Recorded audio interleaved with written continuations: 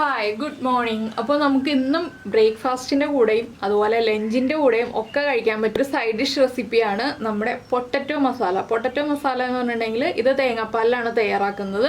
തേങ്ങാപ്പാലല്ലാതെയും തയ്യാറാക്കാം, അതും ഞാൻ ഈ വീഡിയോയിൽ പറയുന്നുണ്ട്. അപ്പോൾ നല്ല സോഫ്റ്റ് പാലപ്പം, ഇത് കണ്ടോ, നല്ല പഞ്ഞി പോലെ സോഫ്റ്റ് ആയിട്ടുള്ള പാലപ്പത്തിൻ്റെ കൂടെയാണ് ഞാൻ ഇന്നിപ്പോൾ അപ്പത്തിന് കറിയായിട്ടാണ് ഉണ്ടാക്കിയിട്ടുള്ളത്. ഇതിപ്പോൾ ഒന്ന് ചെറുതായിട്ട് കുറുകി തുടങ്ങിയിട്ടേ ഉള്ളൂ, കുറച്ചുകൂടി കുറുകി വരാനുണ്ട്. അപ്പോൾ എങ്ങനെയാണ് നമുക്ക് ഈ ഒരു പൊട്ടറ്റോ മസാല തയ്യാറാക്കുന്നതെന്ന് നോക്കാം. നമുക്കിത് ചോറിൻ്റെയും പുട്ടിൻ്റെയും ഒക്കെ കൂടെ കഴിക്കാം. അപ്പോൾ നമുക്ക് റെസിപ്പി കണ്ടിട്ട് വരാം. നമുക്ക് നമ്മുടെ ഇൻഗ്രീഡിയൻസ് നോക്കാം. നമ്മളിപ്പോൾ 2 വലിയ ഉരുളക്കിഴങ്ങ് എടുത്തിട്ടുണ്ട്, അതിലേക്കായിട്ട് ഒരു വലിപ്പമുള്ള സോള എടുത്തിട്ടുണ്ട്, പിന്നെ ഒരു പിടി ഉള്ളി, നമ്മളിങ്ങനെ കയ്യിലെടുക്കുകയാണെങ്കിൽ ഒരു പിടി ഉള്ളി എടുത്തിട്ടുണ്ട്, 3 പച്ചമുളക്, നമ്മുടെ എരിവിനനുസരിച്ച് പച്ചമുളക് എടുക്കാം. പിന്നെ നമ്മൾ കുരുമുളക് പൊടി ചേർക്കുന്നതുകൊണ്ട് ഒരുപാട് പച്ചമുളക് വേണ്ട, ഞാനപ്പോൾ 3 പച്ചമുളകാണ് എടുത്തിട്ടുള്ളത്. പിന്നെ എടുത്തിരിക്കുന്നത് ഇത്രയുള്ള ഒരു പീസ് ഇഞ്ചിയാണ്. പിന്നെ വേണ്ടത് നമ്മുടെ തേങ്ങയുടെ 1-ാം പാലും 2-ാം പാലുമാണ്. അപ്പോൾ തേങ്ങാപ്പാലിൽ തന്നെ ഈ ഒരു കറി ചെയ്യണം. അപ്പോൾ നിങ്ങൾ സ്കിപ്പ് ചെയ്ത് പോകരുത് കേട്ടോ, തേങ്ങാപ്പാലിൽ ചെയ്യണം എന്ന് പറഞ്ഞു എന്ന് വെച്ചിട്ട് തേങ്ങാപ്പാൽ അല്ലാതെയുള്ള ഓപ്ഷനും പറയാം. അതുപോലെ തന്നെ പിന്നെ വേണ്ടത് നമ്മുടെ കുരുമുളക് പൊടി, ഗരം മസാലപ്പൊടി, മഞ്ഞൾപ്പൊടി ഇല്ല, മല്ലിപ്പൊടി, അങ്ങനെ കുറച്ച് പൊടികളൊക്കെയാണ്. അപ്പോൾ ആദ്യം നമ്മൾ എന്താ ചെയ്യാന്ന് വെച്ചിട്ടുണ്ടെങ്കിൽ നമ്മുടെ സവോളയൊന്ന് വലിയ ക്യൂബ്സ് ആയിട്ട് കട്ട് ചെയ്തെടുക്കുക.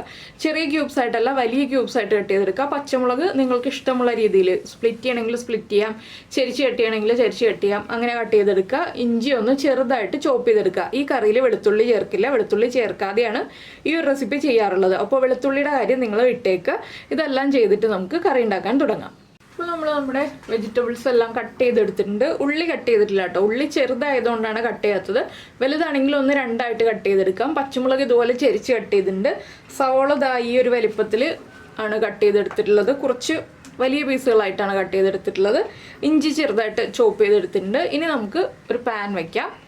ഇപ്പോൾ നമ്മുടെ പാൻ ചൂടായിട്ടുണ്ട്, നമുക്കിതിലേക്ക് വെളിച്ചെണ്ണ ചേർക്കാം. വെളിച്ചെണ്ണയിൽ തന്നെ ഈ ഒരു റെസിപ്പി ചെയ്യണം, വേറെ ഓയിലൊന്നും യൂസ് ചെയ്യരുത്. അപ്പോൾ വെളിച്ചെണ്ണ ഒന്ന് ചൂടായി വരട്ടെ. ഇപ്പോൾ നമ്മുടെ വെളിച്ചെണ്ണ ചൂടായി വരുന്നുണ്ട്. നമുക്കിതിലേക്ക് 1 ടീസ്പൂൺ കടുക് ചേർത്ത് കൊടുക്കാം. ഇപ്പോൾ നമ്മുടെ കടുക് പൊട്ടിക്കൊണ്ടിരിക്കുന്നുണ്ട്. അടുത്തതായിട്ട് നമ്മൾ ചേർക്കേണ്ടത് നമ്മൾ ചെറുതായിട്ട് കട്ട് ചെയ്ത് വെച്ചിരിക്കുന്ന ഇഞ്ചിയാണ്.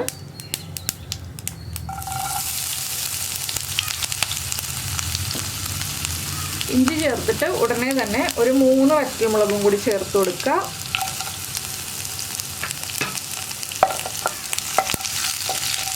ഇനി ഇതൊന്ന് കുക്കായി വരണം. ഈ ഇഞ്ചിയുടെ ആ റോ ടേസ്റ്റ് ഒന്ന് കുറഞ്ഞു വരുന്നത് വരെ നമ്മളൊന്ന് ഇളക്കി കൊടുക്കുക.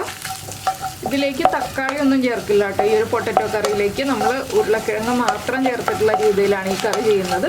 അപ്പോൾ നമ്മുടെ ഇഞ്ചിയൊക്കെ ഒന്ന് കുക്കായി വന്നിട്ടുണ്ട്. നമുക്കിനി എടുത്തു വെച്ചിരിക്കുന്ന ഉള്ളി, പച്ചമുളക്, സവോള എല്ലാം ഒരുമിച്ച് തന്നെ ചേർത്ത് കൊടുക്കുക.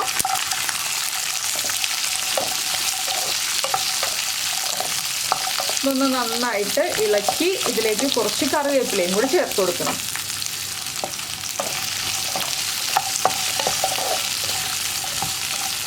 ഇനി നമ്മൾ ചേർക്കാൻ പോകുന്നത് ഉപ്പാണ്. നമ്മുടെ കറിക്ക് ആവശ്യമായ മുഴുവൻ ഉപ്പ് ചേർക്കരുത്. ഈ സവോളയ്ക്കും ഉള്ളിക്കും ആവശ്യമായിട്ടുള്ള ഉപ്പ് ചേർത്ത് കൊടുക്കുക. ഇനി നന്നായിട്ടൊന്ന് വഴറ്റിയെടുക്കുക. കളറൊന്നും മാറിപ്പോകണ്ട, നന്നായിട്ടൊന്ന് വഴറ്റിയെടുത്താൽ മതി. നമ്മുടെ സവോളയൊക്കെ ഒന്ന് ട്രാൻസ്പെറൻ്റ് ആയി വരണം, അത്രയും മതി. വല്ലാതെ കളർ മാറിപ്പോകേണ്ട ആവശ്യമില്ല, ഉള്ളിയും കളർ മാറിപ്പോകേണ്ട ആവശ്യമില്ല. അപ്പോൾ ഇതൊന്ന് കുക്കായി വരട്ടെ, അതുവരെ ഞാൻ ഇളക്കി കൊടുത്തുകൊണ്ടിരിക്കട്ടെ. ഇപ്പോൾ നമ്മുടെ സവോളയും ഉള്ളിയും എല്ലാം ഒന്ന് ട്രാൻസ്പെറൻ്റ് ആയി തുടങ്ങിയിട്ടുണ്ട്. ഇത്രയും മതി. നമുക്കിനി ഫ്ലെയിം കുറച്ചിട്ട് ഇതിലേക്ക് പൊടികൾ ചേർത്ത് കൊടുക്കാം. ആദ്യം ഞാൻ ചേർക്കുന്നത് മല്ലിപ്പൊടിയാണ്. 1.5 ടേബിൾ സ്പൂൺ മല്ലിപ്പൊടി മാത്രമാണ് ഈ കറിയിൽ കൂടുതലായിട്ട് ചേർക്കുന്നത്. പിന്നെ നമ്മൾ ചേർക്കുന്നത് കുരുമുളക് പൊടിയാണ്. 1 ടീസ്പൂണാണ് കുരുമുളക് പൊടി ചേർക്കുന്നത്. പിന്നെ ഒരു 3/4 ടീസ്പൂൺ ഗരം മസാലപ്പൊടി. ഈ പൊടികൾ ചേർത്ത് നന്നായിട്ടൊന്ന് കുക്ക് ചെയ്തെടുക്കുക. പൊടികളുടെ ആ ഒരു റോ ടേസ്റ്റ് മാറി വരുന്നത് വരെ കുക്ക് ചെയ്തെടുക്കുക. ഈ സമയത്ത് എണ്ണ കുറവാണെങ്കിൽ കുറച്ച് എണ്ണ ഒഴിച്ചു കൊടുക്കാം, പൊടികളൊന്ന് കുക്കായി വരുന്നതിന് വേണ്ടിയിട്ട്.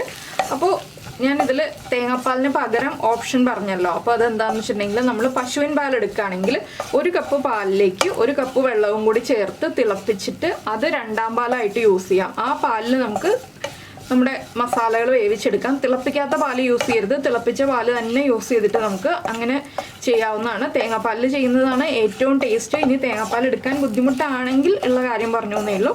വെള്ളം ചേർത്ത് തന്നെ തിളപ്പിച്ചിട്ട് ഉപയോഗിക്കുക. അപ്പോൾ നമ്മുടെ പൊടികൾ നന്നായിട്ട് കുക്കായി വരട്ടെ. ഞാനപ്പോൾ ഒരുപാട് എണ്ണയൊന്നും ചേർത്തിട്ടില്ല ഈ ഒരു റെസിപ്പിയിലേക്ക്. എന്താണെന്ന് വെച്ചാൽ എണ്ണ ഇങ്ങനെ തെളിഞ്ഞു നിൽക്കുന്ന റെസിപ്പി അല്ല ഇത്. പൊടികൾ ഒരു 2 മിനിറ്റോളം ഒന്ന് ഇളക്കി കൊടുക്കുക കേട്ടോ. എന്താണെന്ന് വെച്ചാൽ എണ്ണ അധികം ഇല്ലാത്തതുകൊണ്ട് തന്നെ പൊടികൾ കുക്കായി വരാൻ കുറച്ച് സമയം എടുക്കും. സവോളയൊക്കെ അധികം കുക്കായിട്ടില്ലല്ലോ. പിന്നെ ഇത് കുക്കറിൽ ചെയ്യുന്നതിനേക്കാൾ ടേസ്റ്റ് നമ്മൾ ചട്ടിയിലോ പാനിലോ തന്നെ ചെയ്യുന്നതാണ്. കുക്കറിൽ ചെയ്യാം, പക്ഷെ കുക്കറിൽ ചെയ്യുന്നതിനേക്കാൾ ഏറ്റവും ടേസ്റ്റ് നമ്മൾ ചെറിയ തീയിൽ വേവിച്ചെടുക്കുന്നതാണ്. അപ്പോൾ നമ്മുടെ പൊടികളൊക്കെ ഒന്ന് കുക്കായി വന്നിട്ടുണ്ട്. നമുക്കിനി ഇതിലേക്ക് നമ്മൾ കട്ട് ചെയ്ത് വെച്ചിരിക്കുന്ന ഉരുളക്കിഴങ്ങ് ചേർത്ത് കൊടുക്കാം. ഉരുളക്കിഴങ്ങും കൂടി ചേർത്തിട്ട് നന്നായിട്ടൊന്ന് ഇളക്കി മിക്സ് ചെയ്യുക. അപ്പോൾ ഈ ഒരു ഏകദേശം മാച്ചായിട്ട് വരുന്ന റെസിപ്പി നമ്മൾ കുറേ വർഷങ്ങൾക്ക് മുന്നേ നമ്മൾ വീഡിയോ സ്റ്റാർട്ട് ചെയ്ത സമയത്ത് ഞാൻ ചെയ്തിട്ടുണ്ട്.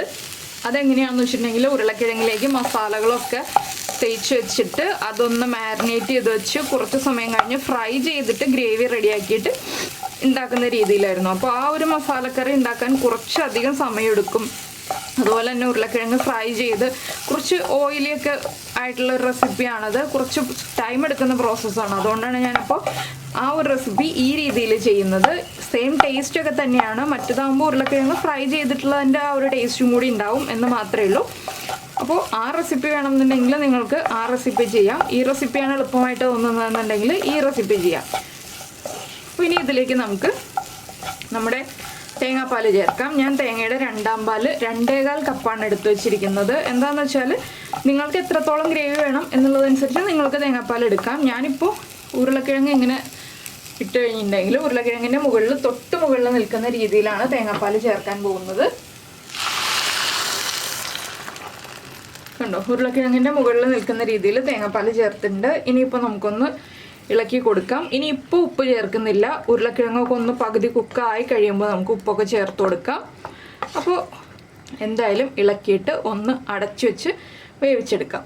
അപ്പോൾ നമ്മുടെ കറി ഇതാ നന്നായിട്ട് തിളച്ച് ഒന്ന് കുറുകി തുടങ്ങിയിട്ടുണ്ട്. ഉരുളക്കിഴങ്ങൊക്കെ കറക്റ്റായിട്ട് കുക്കായി വന്നിട്ടുണ്ട്. ഇതുപോലെ നമ്മളൊന്ന് പ്രസ് ചെയ്ത് നോക്കുകയാണെങ്കിൽ ഉരുളക്കിഴങ്ങ് മുറിഞ്ഞ് വരുന്നുണ്ടെങ്കിൽ ഉരുളക്കിഴങ്ങ് കുക്കായിട്ടുണ്ടെന്നാണ്. അപ്പോൾ ഇതിലേക്ക് ഞാൻ ഇടയ്ക്ക് ഒരു ഹാഫ് കുക്കായി ഉരുളക്കിഴങ്ങ് വന്നപ്പോൾ അതിലേക്ക് ഉപ്പ് ചേർത്ത് കൊടുത്തിരുന്നു. ഇനി ഇതുപോലെ നമ്മൾ ചെറുതായിട്ടൊന്ന് ഉടച്ചു കൊടുക്കുക കേട്ടോ. ഒരുപാട് ഉടയ്ക്കരുത്, ചെറുതായിട്ട് ഇതുപോലെ ഒന്ന് ഉടച്ചു കൊടുക്കുക. അപ്പോൾ നിങ്ങൾ പശുവിൻ പാലാണ് ചേർക്കുന്നതെങ്കിൽ ഇനി കുറച്ച് ഗരം മസാലപ്പൊടിയും പെരിഞ്ജീരകപ്പൊടിയും മാത്രം ചേർക്കുക. പിന്നെ 1ാം പാൽ എന്നുള്ള ആ ഒരു പരിപാടി വേണ്ട. അതോടുകൂടി നമുക്ക് ഫ്ലെയിം ഓഫ് ചെയ്യാം. തേങ്ങാപ്പാലാണ് ചേർക്കുന്നതെങ്കിൽ മാത്രം നമ്മൾ 1ാം പാൽ ചേർക്കുക. അപ്പോൾ ഇതൊന്ന് ചെറുതായിട്ട് ഉടച്ചു കൊടുക്കുമ്പോൾ നമ്മുടെ ഗ്രേവിക്ക് കുറച്ച് തിക്നെസ് കിട്ടും. ഇത് ചോറിൻ്റെ കൂടെ കഴിക്കാനാണെങ്കിൽ കുറച്ച് തിക്കായിട്ട് എടുക്കാം. അപ്പത്തിൻ്റെയോ ചപ്പാത്തിയുടെയോ പുട്ടിൻ്റെയോ ഒക്കെ കൂടെ കഴിക്കാനാണെന്നുണ്ടെങ്കിൽ നമുക്ക് കുറച്ച് ലൂസായിട്ടുള്ള ഗ്രേവി ആക്കി എടുക്കാം. ഞാനിപ്പോൾ അപ്പത്തിൻ്റെ കൂടെ സെർവ് ചെയ്യാനാണ് ഈ ഒരു കറി ഉണ്ടാക്കിയിട്ടുള്ളത്. അപ്പോൾ ചപ്പാത്തിക്കും പുട്ടിനും ഇടിയപ്പത്തിനും എല്ലാത്തിനും കഴിക്കാം കേട്ടോ. അപ്പത്തിന് മാത്രമേ കഴിക്കാൻ പാടുള്ളൂ എന്നൊന്നുമില്ല.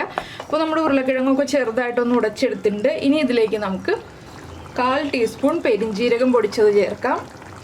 അതുപോലെ തന്നെ എരിവ് ചെക്ക് ചെയ്യുക. എരിവ് കുറവാണെന്നുണ്ടെങ്കിൽ വീണ്ടും കുരുമുളക് പൊടി ചേർത്ത് കൊടുക്കാം. എരിവ് കൂടുതലാണെന്നുണ്ടെങ്കിൽ കുറച്ച് പഞ്ചസാര ചേർത്ത് കൊടുക്കാം. ഞാനിപ്പോൾ എരിവൊക്കെ ചെക്ക് ചെയ്തപ്പോൾ കറക്റ്റാണ്. ഇനിയിപ്പോൾ ഇതിലേക്ക് കുരുമുളക് പൊടിയൊന്നും ചേർക്കുന്നില്ല. ഒരു 1/4 ടീസ്പൂണും കൂടി നമ്മുടെ ഗരം മസാലപ്പൊടി ചേർക്കുന്നുണ്ട്. 1/4 ടീസ്പൂൺ മതി.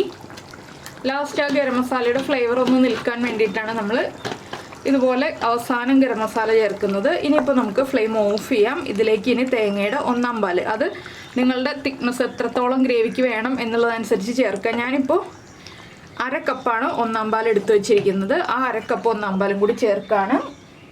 ഇത് വീണ്ടും ഇരുന്നിട്ട് കുറുകൂട്ടോ. ഒന്നുകൂടി ഒന്ന് കുറുകി വരും. കുറച്ച് സമയം കഴിയുമ്പോൾ ഗ്രേവി വീണ്ടും കുറുകും. അപ്പോൾ അതനുസരിച്ച് വേണം നമ്മൾ ഗ്രേവി ആദ്യം തീരുമാനിക്കാൻ. ഒരുപാട് ലൂസായിട്ടുള്ള കൺസിസ്റ്റൻസി അല്ല, നമ്മുടെ പാകത്തിനുള്ള കൺസിസ്റ്റൻസി അല്ല, അതിനേക്കാൾ കുറച്ചുകൂടി ലൂസാക്കിയിട്ട് വേണം നമ്മൾ ഗ്രേവി കറക്റ്റാക്കി വയ്ക്കാനായിട്ട്. അപ്പോൾ ചൂട് മാറി വരുമ്പോൾ ഒന്നുകൂടി കുറുകി വരും. ഇനി നമുക്കിതിലേക്ക് മല്ലിയില ചേർത്ത് കൊടുക്കാം. മല്ലിയിലയും കൂടി ചേർക്കുമ്പോഴാണ് കറക്റ്റ് അപ്പത്തിൻ്റെയൊക്കെ പാകത്തിൽ ആ ഒരു ടേസ്റ്റ് ആവുന്നത്. നിങ്ങൾക്ക് മല്ലിയില താല്പര്യമില്ലെങ്കിൽ കറിവേപ്പില ചേർത്താലും മതി. ഇനി ഒന്ന് ഇളക്കി മിക്സ് ചെയ്യുക. നമ്മുടെ കറി റെഡിയായി. ഇത്രയേ ഉള്ളൂ പരിപാടി. അപ്പോൾ വളരെ എളുപ്പത്തിൽ തയ്യാറാക്കാമല്ലോ. തേങ്ങാപ്പാൽ ഇല്ലെങ്കിലും തയ്യാറാക്കാൻ പറ്റിയ രീതിയാണ് ഞാൻ പറഞ്ഞത്. അപ്പോൾ നിങ്ങൾക്ക് ഈ ഒരു റെസിപ്പി ഇഷ്ടമായിട്ടുണ്ടാവുമെന്ന് വിചാരിക്കുന്നു. ഇഷ്ടമായിട്ടുണ്ടെങ്കിൽ ഒന്ന് ലൈക്ക് ചെയ്യാനും അതുപോലെ ഇഷ്ടമായോ ഇല്ലയോ എന്നൊന്ന് കമൻറ്റ് ചെയ്യാനും മറന്നു പോരുത് കേട്ടോ. അതുപോലെ തന്നെ നമ്മുടെ ചാനൽ ആദ്യമായിട്ട് കാണുകയാണ്, നമ്മുടെ വീഡിയോ പ്രസൻറ്റ് ചെയ്യുന്ന രീതിയൊക്കെ ഇഷ്ടമായി എന്നുണ്ടെങ്കിൽ നമ്മുടെ ചാനലൊന്ന് സബ്സ്ക്രൈബ് ചെയ്ത് സപ്പോർട്ട് ചെയ്യണേ. സബ്സ്ക്രൈബ് ചെയ്യുന്നതിന് ഈ വീഡിയോയുടെ താഴെയുള്ള റെഡ് സബ്സ്ക്രൈബ് ബട്ടൺ ഒന്ന് ക്ലിക്ക് ചെയ്യുക. അതിൻ്റെ റൈറ്റ് സൈഡിലുള്ള ബെല്ലൈക്കണും ക്ലിക്ക് ചെയ്യുക. അപ്പോൾ ഓൾ എന്ന് പറഞ്ഞിട്ടൊരു ഓപ്ഷൻ കാണാം. ആ ഓളും കൂടി പ്രസ് ചെയ്തിട്ടുണ്ടെങ്കിൽ ഞാൻ എപ്പോഴും വീഡിയോ അപ്ലോഡ് ചെയ്യുമ്പോൾ നിങ്ങൾക്ക് നോട്ടിഫിക്കേഷൻ വരും. അപ്പോൾ എന്തായാലും എല്ലാവരും ട്രൈ ചെയ്ത് നോക്കുമല്ലോ. നമുക്ക് നമ്മുടെ അടുത്ത റെസിപ്പിയുമായിട്ട് അടുത്ത ദിവസം വീണ്ടും കാണാം.